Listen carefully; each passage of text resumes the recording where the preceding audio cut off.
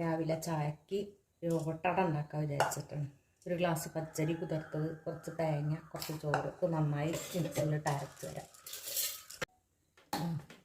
അരി തേങ്ങയും ചോറ് നന്നായി അരിഞ്ഞുണ്ട്. ഇതിലേക്ക് നമുക്ക് പാകത്തിന് ഉപ്പിട്ട് കൊടുക്കുക.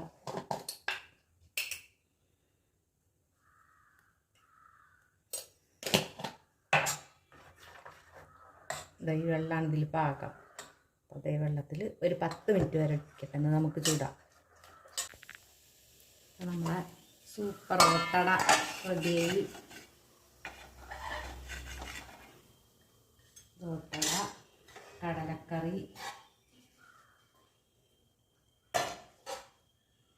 നല്ല കടലക്കറി, നല്ല സോഫ്റ്റ് അപ്പാണ്, എളുപ്പമാണ്, നല്ല സോഫ്റ്റ്. ചായ, അതാണ് ഇപ്പം ഇന്നത്തെ രാവിലെ ചായ പലഹാരം.